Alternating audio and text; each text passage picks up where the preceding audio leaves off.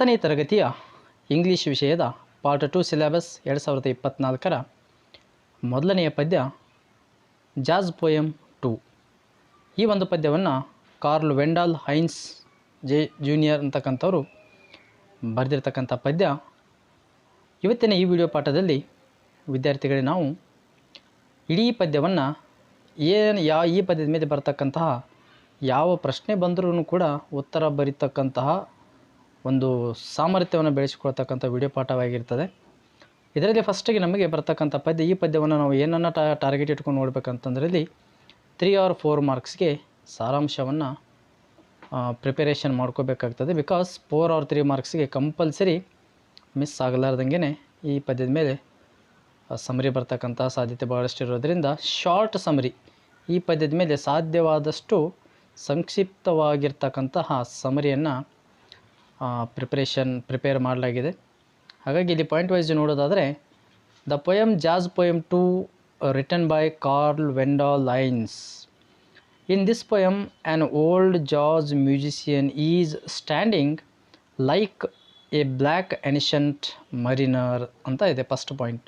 ಇಲ್ಲಿ black ancient ಮರಿನರ್ಗೆ ಈ ಜಾಜ್ ಮ್ಯೂಸಿಷಿಯನನ್ನು ಅಥವಾ ಜಾಜ್ ಪ್ಲೇಯರನ್ನು ಕಂಪೇರ್ ಮಾಡಲಾಗ್ತದೆ. ಪ್ರಶ್ನೆ ಹೀಗೂ ಬರ್ಬೋದು, ಜಾಜ್ ಪ್ಲೇಯರನ್ನು ಯಾರಿಗೆ ಕಂಪೇರ್ ಮಾಡಲಾಗಿದೆ ಅಂತ ಪ್ರಶ್ನೆ ಬಂದಾಗ ಬ್ಲ್ಯಾಕ್ ಎನಿಸೆಂಟ್ ಮರಿನರ್ಗೆ ಕಂಪೇರ್ ಮಾಡಲಾಗಿದೆ. Second point, his old face is wrinkled and weary. ಆ ಓಲ್ಡ್ ಫೇಸ್ ಅಂತಂದರೆ ಅವನಿಗೆ ವಯಸ್ಸಾಗಿರ್ತಕ್ಕಂತಹ ವ್ಯಕ್ತಿ ಆಗಿರೋದರಿಂದ ಅವನ ಫೇಸ್ ಮೇಲೆ ರಿಂಕಲ್ಡ್ ಅಂತಂದರೆ ಅವನ ಮುಖದ ಮೇಲೆ ಈ ಗೆರೆಗಳು ಕಾಣಿಸಿಕೊಳ್ತಕ್ಕಂಥದ್ದು. ಆ್ಯಂಡ್ ವಿಯರಿ ಅಂತಂದರೆ ಚಿಂತಾಕ್ರಾಂತನಾಗಿರ್ತಕ್ಕಂತಹ ವ್ಯಕ್ತಿ. ಮತ್ತು ಅವನ ಅಪಿಯರೆನ್ಸ್ ಹೇಗಿತ್ತು ಅಂತ ಏನಾದರೂ 2 ಮಾರ್ಕ್ಸಿಗೆ ಕ್ವೆಶನ್ ಬಂದರೆ ಈ ಆನ್ಸರನ್ನು ಬರೀಬೇಕಾಗ್ತದೆ.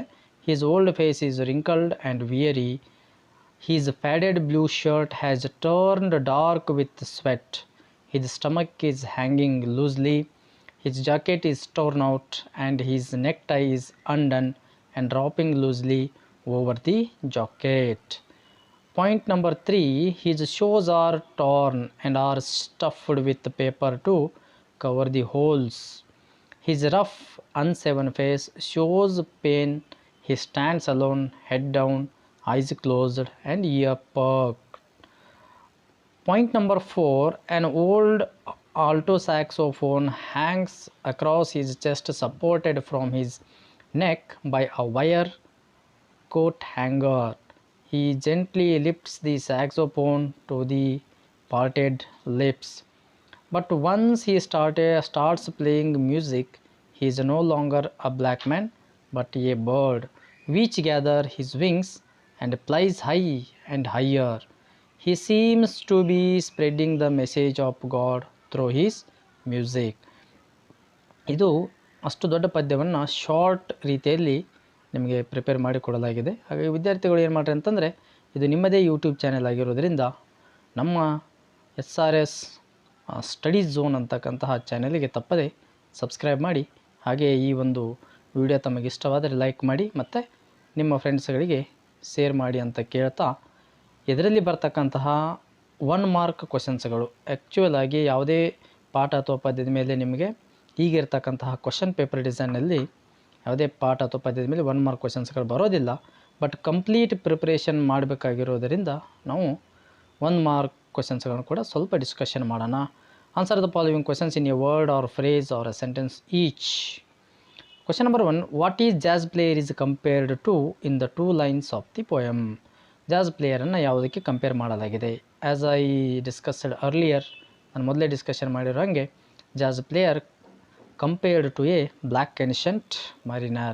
Question number 2, why do you think jazz player keeps his head down? ತಲೆ ಯಾಕೆ ಕೆಳಗೆ ಮಾಡಿದ್ದ ಅಂತ ನಿಮ್ಗೆ ಅನಿಸ್ತದೆ? Answer, jazz player keeps his head down because his life is full of varies. ಯಾಕೆ ತಲೆ ಕೆಳಗೆ ಮಾಡಿ ನಿಂತ್ಕೊಂಡಿದ್ದ ಅಂತಂದರೆ ಅವನ ಜೀವನದ ತುಂಬ ಬರೀ ಚಿಂತೆಗಳೇ ಕಷ್ಟಗಳೇ ಆಗಿರೋದ ಕಾರಣಕ್ಕಾಗಿ ತಲೆ ಕೆಳಗೆ ಮಾಡಿ ನಿಂತ್ಕೊಂಡಿದ್ದ.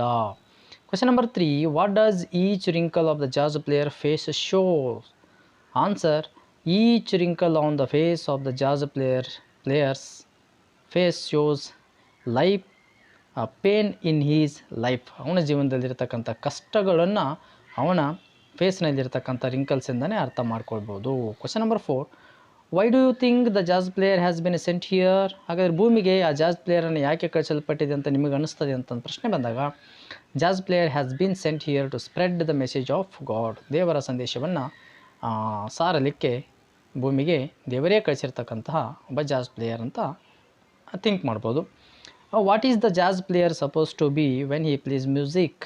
ಜಾಸ್ player is supposed to be a bird when he plays music. What did the jazz player have in his shoes? The jazz player had paper in his shoes. ಮತ್ತೆ ನಿಮಗೆ ನೆನಪಿಸ್ತಕ್ಕಂಥದ್ದು ಏನಂತಂದರೆ, ಇಲ್ಲಿ ತಪ್ಪದೇ ನಮ್ಮ ಚಾನಲನ್ನು ಸಬ್ಸ್ಕ್ರೈಬ್ ಮಾಡಿ. ಮುಂದೆ ಬರ್ತಕ್ಕಂತಹ ಎಲ್ಲ ಪಾಠಗಳನ್ನು ಇದೇ ರೀತಿಯಾಗಿ ಶಾರ್ಟ್ ರೀತಿಯಲ್ಲಿ ಆನ್ಸರ್ಗಳನ್ನು ತಮಗೆ ತಯಾರಿಸಿ ತಮ್ಮ ಪರೀಕ್ಷೆಗೆ ತಯಾರಿ ಮಾಡ್ತಕ್ಕಂತಹ ಒಂದು ಒಳ್ಳೆಯ ಅವಕಾಶವಾಗಿರ್ತಕ್ಕಂತಹ ಚಾನೆಲ್ ಆಗಿರ್ತದೆ. ಇನ್ನು ಈ ಪದ್ಯದ ಮೇಲೆ ನಿಮಗೆ ಇದು ಬರ್ತಕ್ಕಂತಹ ಎಕ್ಸ್ಟ್ರಾಕ್ಟ್ಸ್ಗಳೇನು? 3 ಅಂಕಗಳಿಗೆ ಬರ್ತಕ್ಕಂಥ ಎಕ್ಸ್ಟ್ರಾಕ್ಟ್ ನಿಮ್ಮ ಕ್ವಶನ್ ಪೇಪರ್ನಲ್ಲಿ ಕ್ವಶನ್ ನಂಬರ್ 27, 28, 29, 30 4 ಎಕ್ಸ್ಟ್ರಾಕ್ಟ್ಗಳು ಬರೋದರಿಂದ 3 ಎಕ್ಸ್ಟ್ರಾಕ್ಟ್ಗಳು ಪಾಠದ ಮೇಲೆ, ಆಮೇಲೆ 1 ಎಕ್ಸ್ಟ್ರಾಕ್ಟ್ ನಿಮಗೆ ಪದ್ಯದ ಮೇಲೆ ಬರೋದರಿಂದ ಈ ಪದ್ಯದ ಮೇಲೆ ಕೂಡ ಬರ್ತಕ್ಕಂಥ ಸಾಧ್ಯತೆಗಳು ಇರ್ತಕ್ಕಂಥದ್ದು. ಫಸ್ಟ್ ನೋಡೋದಾದರಲ್ಲಿ, his run down shoes have a paper in them and is rough unshaven face shows pain in each wrinkle. Question number A, why do you shoes have paper in them? Answer, the jazz player is poor man. His shoes are old and torn and he has put paper in them to be able to wear them. B question, what does the description of the face suggest? Answer, jazz player's face is unseven, which suggests that he does not care for his appearance. He has led a hard life, so his face is wrinkled. Extract number 2 ನೋಡೋದಾದಲ್ಲಿ, gently he lifts it now to parted lips. See, to tell all the world that he is a black man. Who does he lift? He lifted an alto saxophone. ಏನನ್ನು ಅವನು lift ಮಾಡ್ತಾನೆ ಅಂತಂದರೆ, ಇಲ್ಲಿ ಸ್ಯಾಕ್ಸೋಫೋನನ್ನು lift ಮಾಡ್ತಾನೆ. What message does he want to convey? ಹಾಗಾದರೆ ಇದಕ್ಕೆ answer ಏನಾಗಿರ್ತದೆ ಅಂತಂದರೆ, ಥ್ರೋ ಹೀಸ್ ಮ್ಯೂಸಿಕ್, ಅವನ ಮ್ಯೂಸಿಕ್ ಮುಖಾಂತರ he wishes to convey the message of God to his listeners. ದೇವರ ಸಂದೇಶವನ್ನು ಸಾರ್ತಕ್ಕಂತಹ ಒಂದು ಮ್ಯೂಸಿಕನ್ನು ನುಡಿಸ್ತಾ ಇರ್ತಾನೆ. He is no longer a man, not even a black man, but a bird. When he is no longer a man, ಹಾಗಾದರೆ ಅವನು ಮನುಷ್ಯನಾಗಿ ಯಾವಾಗ ಉಳಿದುಕೊಳ್ಳೋದಿಲ್ಲ ಅಂತಂದರೆ, ಇಲ್ಲಿ as the jazz player begins to play on his saxophone, he is changed a man into a bird. What do these lines suggest? Answer, the jazz player may be poor old man, but when he plays, he seems to be higher and higher like a bird. He can capture hearts through his music. In 8 to 10 ಸೆಂಟೆನ್ಸ್ನಲ್ಲಿ very important point ನಮಗೆ, because ಈ ಪದ್ಯದ ಮೇಲೆ 3 marks or 4 ಮಾರ್ಕ್ಸ್ಗೆ ಕಂಪಲ್ಸರಿಯಾಗಿರ್ತಕ್ಕಂಥ ಸಮರಿ ಬರ್ತಕ್ಕಂಥ ಸಾಧ್ಯತೆಗಳು ಹೆಚ್ಚಾಗಿರ್ತಕ್ಕಂಥ ಕಾರಣಕ್ಕಾಗಿ 2 ಕ್ವಶನ್ಸ್ಗಳಿಗೆ ಆನ್ಸರನ್ನು ನಾವಿಲ್ಲಿ ಪ್ರಿಪೇರ್ ಮಾಡಿದ್ದೀವಿ. 2 ಪ್ರಿಪೇರ್ ಮಾಡಿದರೆ ಸಾಕು, ನಿಮಗೆ ಕಂಪಲ್ಸರಿ ನೀವು 4 ಮಾರ್ಕ್ಸ್ಗಳನ್ನ ಈಜಿಲಿ ತೆಗೆದುಕೊಳ್ಬೋದು. Write the substance of the poem jazz poem 2 ಅಂತ ಇದೆ. ಇದಕ್ಕೆ ಆನ್ಸರ್ ಬಂದು, an old jazz musician is standing like a black ancient mariner. ಆ ಜಾಸ್ ಪ್ಲೇಯರ್, ಓಲ್ಡ್ ಅಂದರೆ ಆ ವಯಸ್ಸಾಗಿರ್ತಕ್ಕಂಥ ಜಾಸ್ ಮ್ಯೂಸಿಷಿಯನ್ ಹೇಗೆ ನಿಂತಿದ್ದಾನೆ ಅಂತಂದರೆ, ಇಲ್ಲಿ compared to ancient mariner. His old face is wrinkled, ಅವನ ಫೇಸ್ ಆಗಿತ್ತು ಅಂತಂದರೆ ರಿಂಕಲ್ದಿಂದ ಕೂಡಿರ್ತದೆ, ಮತ್ತು ವಿಯರಿ ಚಿಂತೆಯಿಂದ ಕೂಡಿರ್ತದೆ. ಹಿಸ್ ಪ್ಯಾಡೆಡ್ ಬ್ಲೂ ಶರ್ಟ್ ಅಂದರೆ ಬಣ್ಣ ಹೋಗಿರ್ತಕ್ಕಂತಹ, ಬಣ್ಣ ಮಾಸಿರ್ತಕ್ಕಂತಹ ಬ್ಲೂ ಕಲರ್ ಶರ್ಟ್ ಬಣ್ಣ ಬದಲಾಯಿಸಿ ಡಾರ್ಕ್ ವಿತ್ ಸ್ವೆಟ್ ಅಂತಂದರೆ ಬೆವರಿನ ಕಾರಣಕ್ಕಾಗಿ ಬ್ಲೂ ಕಲರ್ ಶರ್ಟ್ ಹೋಗಿ ಬ್ಲ್ಯಾಕ್ ಕಲರ್ಗೆ ಚೇಂಜ್ ಆಗಿರ್ತದೆ. Blue shirt has a turn dark with sweat, his stomach is hanging loosely. ಅವನ ಹೊಟ್ಟೆಯ ಬಗ್ಗೆ ವರ್ಣನೆ ಕೂಡ ಮಾಡಲಾಗಿದೆ. ಅವನು ಹಾಕಿರ್ತಕ್ಕಂತಹ ಶರ್ಟ್ ಅಥವಾ ಕೋಟ್ ಅವನ ಹೊಟ್ಟೆಯನ್ನು ಅಲ್ಲಾಡದಂತೆ ಕಂಟ್ರೋಲ್ ಮಾಡ್ತಕ್ಕಂಥದ್ದು. ನೋಡಿದರೆ ಗೊತ್ತಾಗ್ತದೆ, ಪಿಕ್ಚರ್ ನೋಡಿದರೆ. His jacket is worn out and his necktie is undone and dropping down loosely over the jacket. Appearance of the jazz player. ಇಲ್ಲಿವರೆಗೂ ಇಲ್ಲಿಂದ ಈ ಓವರ್ ದ ಜಾಕೆಟ್ವರೆಗೂ ಅಪಿಯರೆನ್ಸ್ ನೋಡ್ಲಿಕ್ಕೆ ಹೆಂಗೆ ಕಾಣಿಸ್ತಾ ಇದೆ ಅಂತಕ್ಕಂಥದ್ದು. His shoes are torn and are stuffed with a paper to cover his holes. His rough unshaven face shows pain. He stands alone, head down, eyes closed and ears perked. An old saxophone hangs across his chest, supported from his neck by a wire coat hanger. He gently lifts the saxophone to the parted lips, but once he started playing music, he is no longer a man, but a uh, bird which gathers his wings and flies high and higher. He seems to be spreading the message of God through his music. ಇದನ್ನಾದರೂ first half of the poem ಅಂತ ಬಂದರೆ ಈ ಮೇಲಿನ ಸಮರಿಯನ್ನು ಬರೀರಿ, ಅಥವಾ complete summary ಕೇಳಿದ್ರು ಕೂಡ ನಿಮಗೆ ಇದೇ ಆನ್ಸರನ್ನು ಬರೀರಿ. ಇನ್ನು ಫಸ್ಟ್ ಹಾಫ್ ಆಫ್ ದಿ ಪೋಯಮನ್ನು first half of the poem ಮೇಲೆ ನಿಮಗೆ ಸಮರಿ ಕೇಳಿದರೆ ಈ ಆನ್ಸರನ್ನು ಬರೀರಿ. Describe the physical appearance of jazz player. Physical appearance ಅಂತಂದರೆ ನೋಡಲಿಕ್ಕೆ ಹೇಗೆ ಕಾಣಿಸ್ತಾ ಇದ್ದ ಅಂತಕ್ಕಂಥದ್ದನ್ನು 4 ಅಂಕಗಳಾಗುವಷ್ಟು ಬರೀರಿ ಅಂತ ಕ್ವಶನ್ ಬರ್ತಕ್ಕಂಥ ಸಾಧ್ಯತೆ ಇರ್ತದೆ. What special skill did he have? ಹಾಗಾದರೆ ಅವನಲ್ಲಿ ವಿಶೇಷವಾಗಿರ್ತಕ್ಕಂಥ ಕೌಶಲ್ಯ ಏನಿತ್ತು ಜಾಸ್ ಪ್ಲೇಯರ್ನಲ್ಲಿ ಅಂತಕ್ಕಂಥ ಪ್ರಶ್ನೆಗೆ answer: the jazz player has a rough unshaven face and sagging stomach.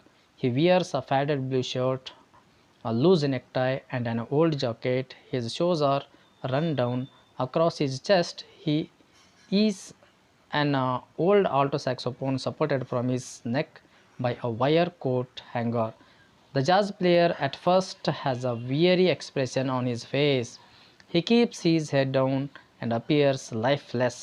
When it is turn to play, he lifts the saxophone to his lips. Suddenly he is filled with a new life. He is no longer an ordinary man. He is like a bird flying higher and higher, totally lost in the beautiful music he produces ಅಂತ ಇದೆ. ಹಾಗೆ ವಿದ್ಯಾರ್ಥಿಗಳು, ನಾವು ಇಲ್ಲಿವರೆಗೂ 10ನೇ ತರಗತಿಯ 5ನೇ ಪದ್ಯದ ಮೇಲೆ ಬರ್ತಕ್ಕಂಥ ಏನೇ ಕೇಳಿದರೂ ಕೂಡ ಉತ್ತರವನ್ನು ಬರೀತಕ್ಕಂಥ ಸಾಮರ್ಥ್ಯ ನಿಮ್ಮಲ್ಲಿ ಬರಲಿ ಅನ್ನೋ ವಿಚಾರಕ್ಕಾಗಿ ಸಾಧ್ಯವಾದಷ್ಟು ಇಲ್ಲಿರ್ತಕ್ಕಂತಹ ಎಲ್ಲ ಪದ್ಯವನ್ನು ಕಂಪ್ಲೀಟಾಗಿ ಕವರ್ ಮಾಡ್ತಕ್ಕಂಥ ಪ್ರಯತ್ನವನ್ನು ಮಾಡಿದ್ದೀವಿ. ಹಾಗಾಗಿ ವಿದ್ಯಾರ್ಥಿಗಳು ಏನು ಮಾಡಬೇಕಂತಂದರೆ, ಮುಂದಿನ ಎಲ್ಲ ಪಾಠ ಪದ್ಯಗಳು, ಇನ್ನು ನೆಕ್ಸ್ಟ್ ಬರ್ತಕ್ಕಂತಹ FA3 10ನೇ ತರಗತಿಯ FA3 ಟೆಸ್ಟ್ಗೆ ಬರ್ತಕ್ಕಂಥ ಸರಿಸುಮಾರು 3ರಿಂದ 4 ಪ್ರಶ್ನೆ ಪತ್ರಿಕೆಗಳನ್ನು ಉತ್ತರ ಸಹಿತ ಚರ್ಚೆಯನ್ನು ಮಾಡಲಾಗ್ತದೆ. ಹಾಗಾಗಿ ವಿದ್ಯಾರ್ಥಿಗಳು ತಪ್ಪದೇ ನಮ್ಮ ಚಾನೆಲನ್ನು ಸಬ್ಸ್ಕ್ರೈಬ್ ಮಾಡಿ. ನಿಮ್ಮೆಲ್ಲರಿಗೂ ಒಳ್ಳೆಯದಾಗಲಿ, ಶುಭವಾಗಲಿ. ಧನ್ಯವಾದಗಳು.